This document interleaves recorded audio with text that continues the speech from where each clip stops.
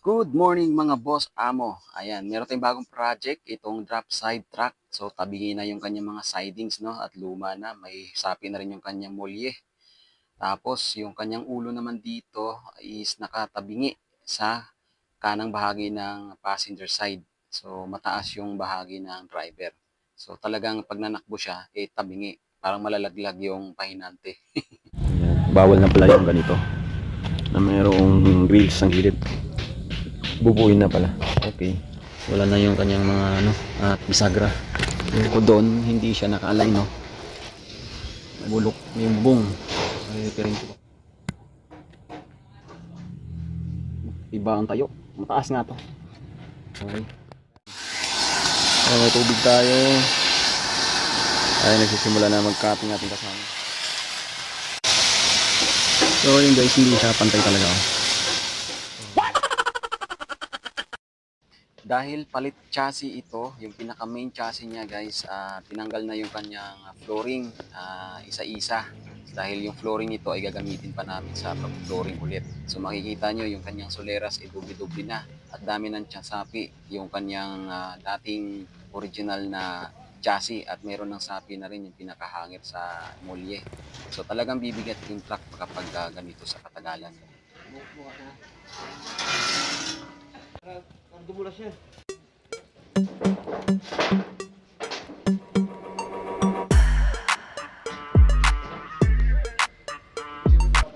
Alright, day 2 na tayo mga boss. Alright, day 2. Tanggal na yung flooring. And so, boss, pansin nyo ba yung kanyang tabi, no? Nakangiwi na. So talagang overall na wala na sa alignment yung chassis doon sa molye. So ganito kasi ang tendency kapag overload yung kinakarga natin sa ating mga truck. So yun, naka-align na yung ulo, hindi na siya nakababa yung kanan.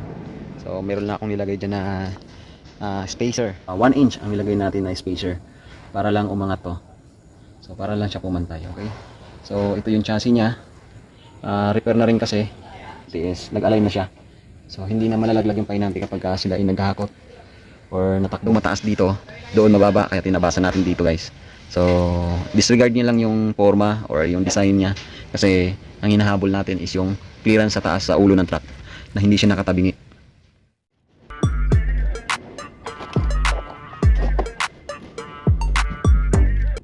Dito guys, makikita nyo ng kanyang pinaka main chassis is mayroon ng mga tagpi-tagpi. May mga repair-repair na mga gawang paraan na din. No? So bulok na yung mga braces niya, yung kanyang mismong chassis basag na dahil sa sobrang bigat na rin at saka sa sobrang luma. Day 4, April 9. Ayan, shout out sa lahat ng nagbe-birthday ng April. Ayan, work tayo. Work. So after 1 week ng pag-aantay ko, ito na, nahukay na rin yung pinaka-chassis na ipapalit ko doon sa truck na yon dito sa bodega nila, sa lagayan ng mga waste na plastic. So sobrang bigat nito dahil sa bigat niya, ginamitan namin siya ng chain block. Tapos ng chain block is pinahila pa namin siya doon sa truck na blue. Pa ng maigi, pinaplano ko ng maigi yung pagpuputol nito. Yung unang plano ko is dito kasi dito lang yung medyo maganda sa loob para malinis. Ano, tulad yan, malinis sa loob. Hindi tulad dito. Mayroon na siyang plate. Pero kahapon nakita ko kasi na yung profile nitong bagong chassis is mas malapad. Malapad siya. Ang sukat niya ay 31 inch. Samantalang yung urig dito is 27 inch lang. Yan. Yung mula dito hanggang doon 27. So ang mangyayari, magtatabas tayo dito sa gitna. Gagawin din natin 27. Dito guys, nilinis ko yung kanyang load class dahil kalawang na. Tapos bago ilagay yung pinaka isa-isang chassis. Then binawasan ko yung dulo ng chassis na pinagputulan namin dahil gawa nung para lumapat siya ng gusto yung bagong chassis na ilalagay ko. So kailangan ma-align siya ng maayos. Gumamit nga pala kami dito ng boom, makikita nyo mamaya. So yan, ito yung boom na ginagamit namin. Ginamitan namin yung chain block. Ayan, dahil nga hindi talaga siya kayang buhatin ng 2 tao or mga ngawit yung 4 na tao kapag mag-aalin ito. So kailangan talaga ng chain block.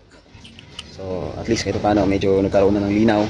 Paunti-unti mabubuo ko rin to. So yun lang po mga boss. Don't forget to like and subscribe. Bye bye. Tingnan niya to dito na load class. So galing to siya dito sa kabila. Tinanggal namin para dito. Kasi yung dati nitong load class is bulok na. Unlike dito sa iba, ito, ayan, papaganahin na namin. Kaya naglagay ako ng sapi. Sinapian lang kasi yung gusto ng may-ari is paubrahin pa sapian lang. So, ayun, hindi na tayo bibili. And then, yung mga pinanggalingan ng mga stopper natin, ito yung mga stopper niya. So, ito rin yung gagamitin ko dito. Magputo yan ng braces niya. Para itong sa gilid, hindi na ako magtabas dito para hindi pangit tingnan. So, lahat ng putol is nasa gitna. Napakahirap po mag-align nitong chassis kapag lalo na yung pagpapalitan mo is wala rin sa alignment, no? Tabingi yung ulo, prepare na rin yung chassis doon sa bandang uluhan. Hindi ko na siya binuo kasi sobrang daming tatanggalin na wiring at bukod pa doon malapad yung chassis, so mas lalong matatagalan. So ang usapan lang namin dito sa may-ari is puputulin lang tapos idudugtong itong good as new tayo ng chain block. Ayan, kasi hindi to siya kaya ng 4 na tao na mag-align. So syempre, nandito tayo sa junk shop. Yung mga tao dito is allotted lang doon sa trabaho nila dito sa pagsegregate ng mga bakal, plastic at yero at iba pa. So ako naman ay ako lang nag-iisa dito. Pero minsan tumutulong din yung isang kasama nila. So ayun yung sinabi ko, checkered plate. So kailangan itong propeller na to guys ay hindi siya lumayo sa alignment. So kailangan di bali na magtabi yung katawan nito, yung gulong. Basta itong propeller na to is intact, nasa magandang location at align. Okay, so yun lang. Merienda muna tayo.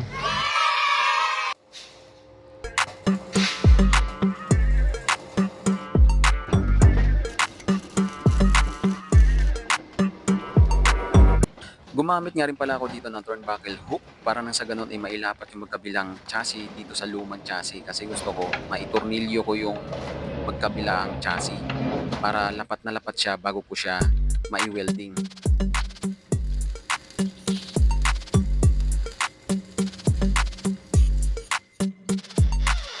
Tapos nagbutas naman tayo dito. So ito yung part talaga na halos susuko na ako guys kasi sobrang hirap niyang butasin. Dahil hindi siya ordinaryong bakal yung chassis na to, sobrang tigas talaga. Kaya ang ginagawa ko, pasulot-sulot lang yung butas ko kapag ang panahon ay malilim, yan, nagbubutas ako. Kasi naramdaman ko nung nagbutas ako dito na mainit ang panahon nako. Sobrang halos susuko yung katawan ko, pati yung barena parang susuko na rin at sobrang init na. So ganito ang setup ko kapag medyo mainit yung panahon. Umaga pa lang, dito ako sa bandang malilim onti. At dito minamount ko yung transmission para nang sa ganun, hindi tayo mag-aantay ng araw na kung kailan siya lililim para tuloy-tuloy yung trabaho. Yan. So, pagka iangat natin to, yan yung allowance niya. Yan. Okay. So, i-mounting natin yan. So, i-fix ko mo itong transmission niya. Sentro na. So, kailangan kasi nakasentro siya. So, syempre, gamit tayo ng level para sentro yung makina. Para maganda yung takbo. Balanse rin yung takbo. Suabe. Alright. So, yun lamang mga boss. Don't forget to like, subscribe.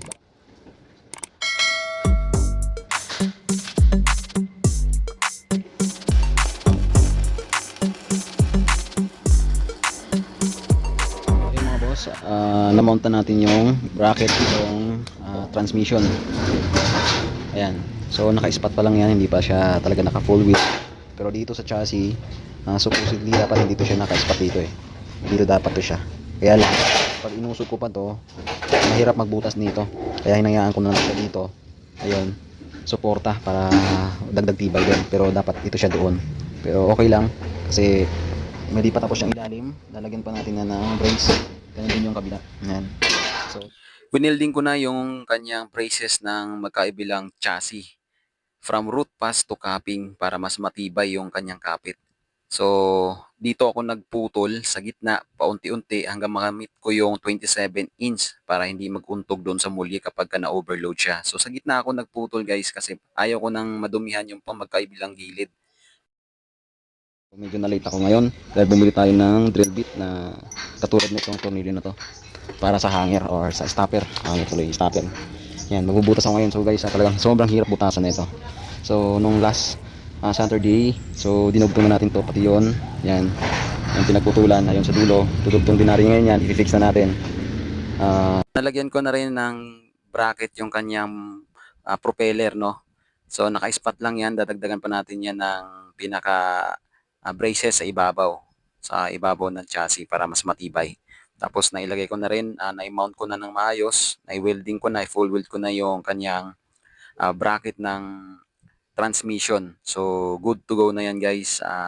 Double check na lang lahat. So dito, ina-align ko yung load plus niya, pati yung pinaka-stopper ng molye. So ginamitan pa rin natin ng chain block para maunti-unti ko siyang iangat yung chassis kung okay na ba, tama na ba ang level sa magkabila. So napapansin nyo, pabalik-balik ako sa kabila niyan para nang sa ganun, mai-check ko, may double check kung tama ba bago spot.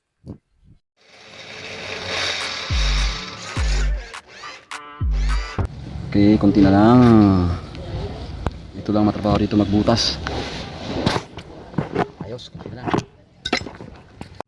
So dito guys, tinanggal ko na yung boom, chain block, kasi na-align ko na yung chassis doon sa molye, no? So na-full weld na rin Time check mga boss amo. Ayan, this is Sir Jim Vlog muli. Andito tayo ngayon sa kainitan ng araw. So time check is 8. Alas 8 pasado na. No? Mainit yung sikat ng araw. So ganito yung setup ko dito pagka umaga. Medyo nadadarang tayo sa init. Pero ayos lang. At least naikasa ko na yung chassis, na-align ko na. And then ang problema ko na lang dito is yung pagbubutas. Oh, kasi hindi siya kaya ng cutting. Nagbabackfire yung cutting kaya nasusunog yung nozzle ng pang-cutting natin. So tinatsaga ko siyang barinahin mula paliit. Yan. Mula paliit hanggang palaki.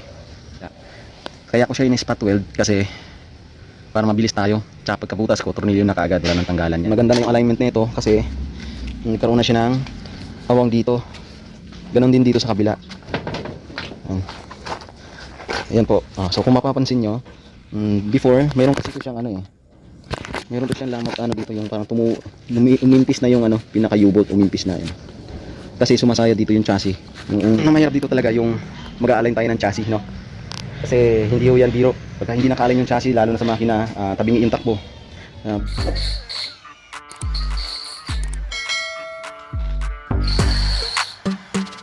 So, pakita ko lang sa inyo. Yung ganito yung mga gusto kong mangyari. Magkaroon siya ng tornilyo, tagusan hanggang dito sa kabila. Ayan, ayun. Yung isa, dalawa, tatlo.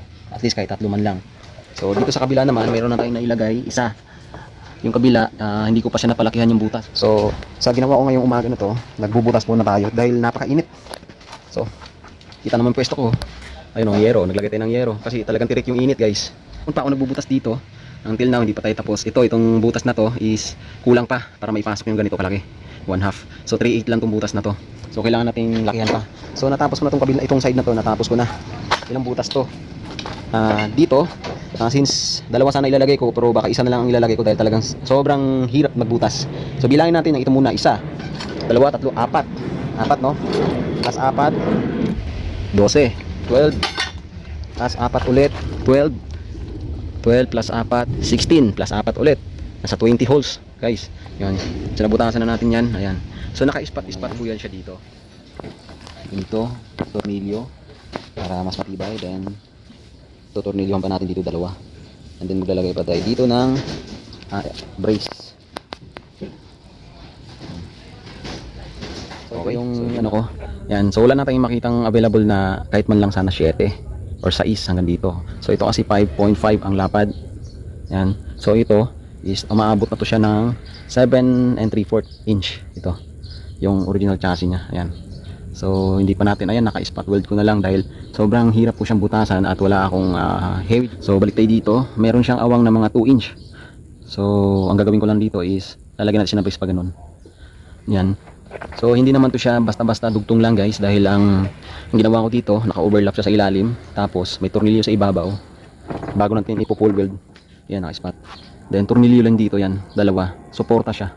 So marami yung suporta. Tapos dito lalagyan pa natin ng suporta para hindi siya pangit tingnan, no?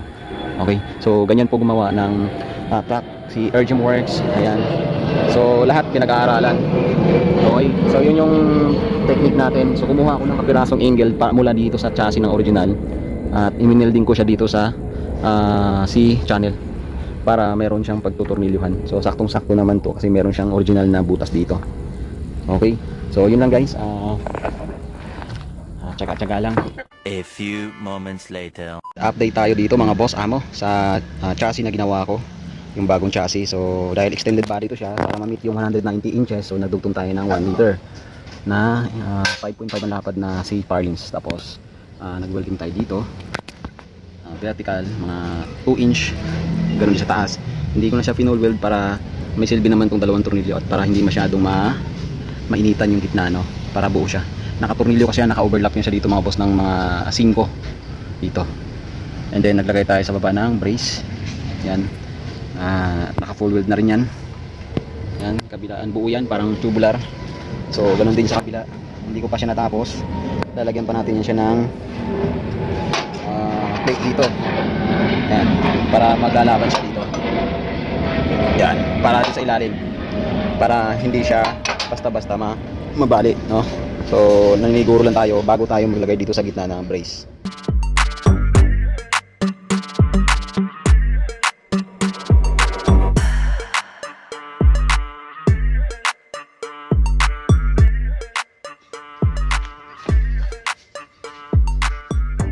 Dito guys, makikita nyo na natapos ko nang ilagay yung plate. Ang pinaka-suporta din niya sa loob, no? Parang buo siya. So matibay talaga siya. Hindi siya basa-basa mababali. Kahit pa 5 tons pa yung ikakarga dyan sa puwetan. Kaway. Kaway.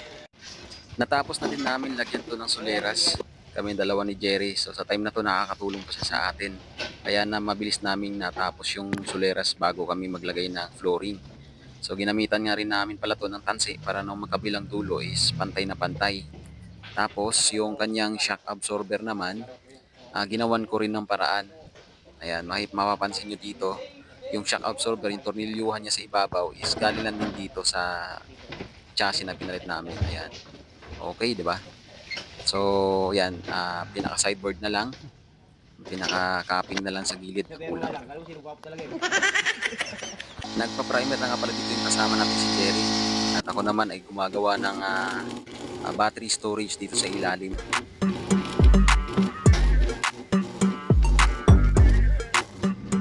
Battery storage, ito simple lang siya. Meron na rin siyang lock. Tapos yung sa D5 naman, naglagay na rin tayo ng bracket. Yan, 4 na tornilyo yan para sa Prino D5. Then follow natin yung tapaludo bukas. Yan, ito yung tinabas natin ngayon na yero para sa tapaludo.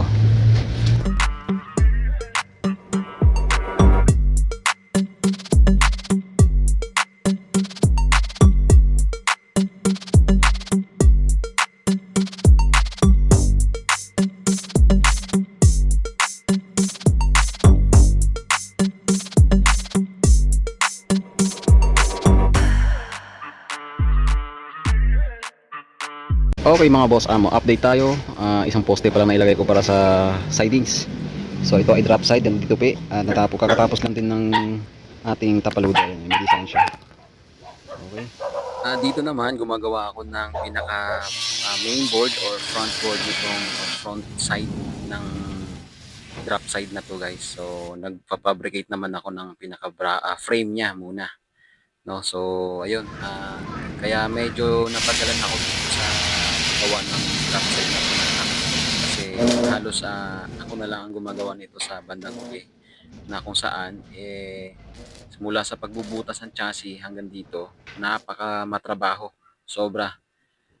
Andyan yung time na parang gusto ko na lang siyang iwan kasi ang hirap. Hindi rin ako makakuha ng helper ko kasi wala naman akong hawak pa na budget. So nakakaya naman nang wala akong ibigay araw-araw doon sa helper ko. So ayun, so ginawa ko to siya ng mag-isa. So lahat yan, isa-isa yan, full weld ko yan lahat. So putol ko, spot ko, full weld ko. So hapon na, papahinga na muna, mahirap nang sumobra. Ayan. So ang kulang lang ipoporma ko is yung dito sa putan, pinaka tailgate. Ayan. So nilagay ko na rin pala yung karagdagang flooring. So ipo-full weld na lang yan soon kapag natapos ko na tong sidings. So yun lang mga boss.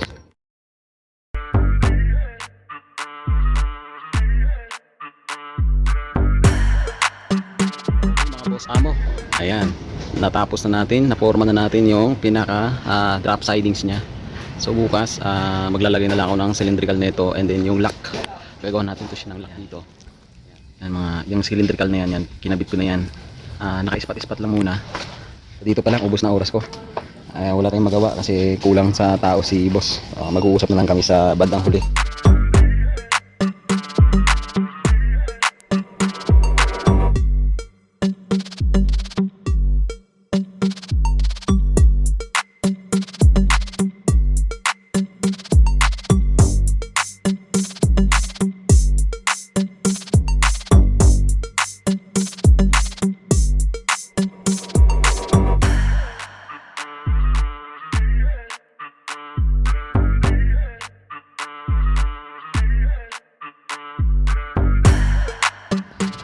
So itong kabilang drop side na to, ayan, finish pa natin welding itong dito banda. Ayan. Ayan, hindi pa natin siya mawi-welding kapag hindi siya nakalaylay, no? Dito sa may loob naman hindi na yan kasi tatakpan natin na ng yero na makapal, gauge 14. And then ito naman ina-align natin kasi kailangan na eskwalado siya, at the same time hindi to siya sasayad. Ito na welding na natin, so konting grind na lang natin. So sa mga nagtatanong guys, ang ginamit ko dito na tubular is 2x2 na mayroong kapal na 1.5. So sa mga kapit, medyo manipis siya. Talagang manipis talaga siya compare sa mga drop side na mga ginagawa. So hindi naman ako ang nag-decide nito dahil yung may-ari, ito yung gusto niya. Dahil ito lang yung available na meron kami, no? Ayan. Tapos nilagyan ko siya ng U-lock, pinakalalak niya, pero papalitan natin yan ng solid na bakal. Ayun. Nakahanda na itong solid na bakal na yan. Nilding din natin ng maayos yan, naglagay tayo ng sapin yan. 2x2 na angle bar. Tapos dyan natin pinakasat yung... So ito yung ginawa ko ngayon. Itong lock na to. So binend ko lang siya. Isa siyang round bar na makinis na size 15 di 15 17. Ayan. Tapos bukod dyan, meron pa yan siyang double lock panigurado. Ito to. Ayan. Through and through yan ang ginawa natin. Tapos lalagyan lang ng tornilyo dito. So bukas maglalagay pa tayo ito ng kadena rin dito sa tornilyo para hindi magkandawalaan. So 4 po yan na poste. So yun, natapos na natin siyang i-full weld lahat, yung mga cylindrical. Bukas magpa-primer naman tayo. Kung meron lang sana akong helper dito, pwede ko nang ipatira sa kanya itong mga pagpo-full weld nitong pinaka front board niya. So habang ako naman ay gagrind ng mga kalawang bago mag-primer.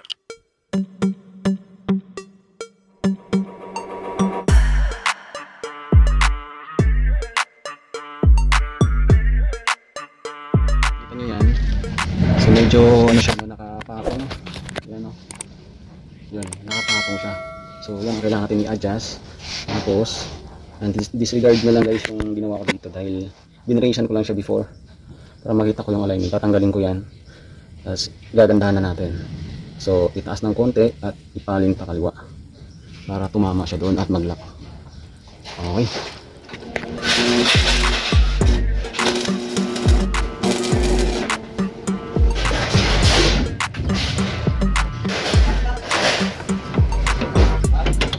Yan. Okay. So ito yung ginawa ko. Hindi ko na tinanggal yung dati kong sapi. Disregard nyo na lang yan kasi itong track na to is pang junk pang hakot-hakot, no? So ang gawa natin dito hindi pa pugian kundi magandang alignment at saka patibayan. Yun nagawa ko yung alignment na dapat kasi dati nakatabing ito eh. So mapapansin nyo guys, meron silang pinutol dito na isa. Ito kumakaya. So papaluin na lang natin ito mamaya pasok doon para hindi siya sumayad dito sa screen. Okay. Ayan. So ito yung ulo niya. Ayan, kahit pa paano awan ng Diyos ay tumuwid na. So ayun ulit, solo flight ulit.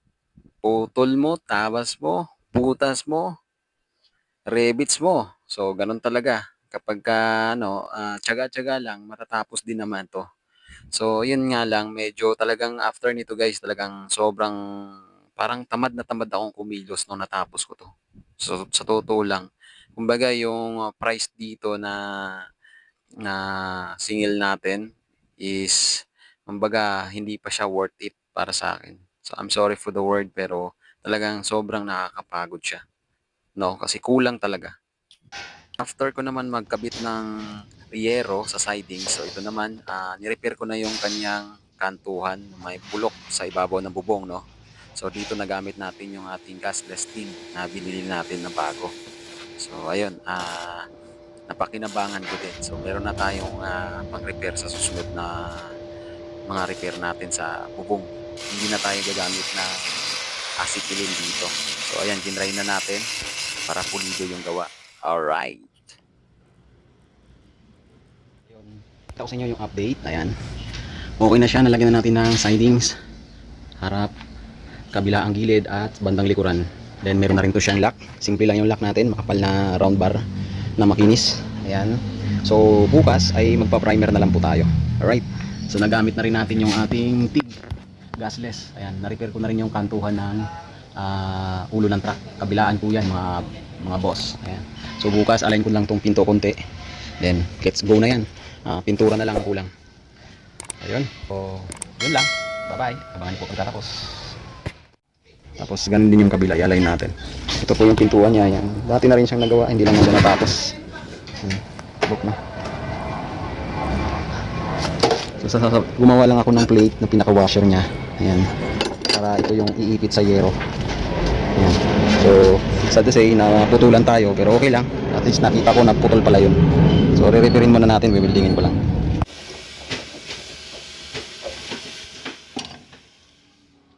So ayun, masilya na tayo ng buong ulo para mawala man lang yung kanyang biyak-biyak bago tayo nag-primer. A few moments later. Okay guys, tapos na tayo. Ayan, kompleto na yan. May papaludo bago. Naka-primer na yan. Epoxy primer.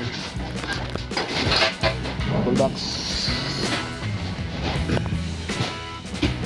Ayan, toolbox.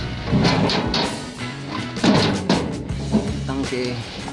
Okay, namounting na natin. Papaludo. Hindi lang matutungan dito. Alignment, okay na.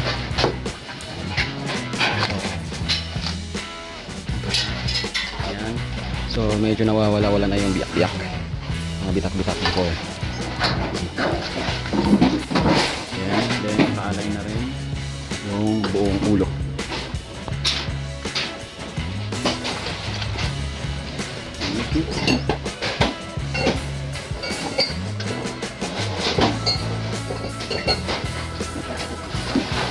Bathroom.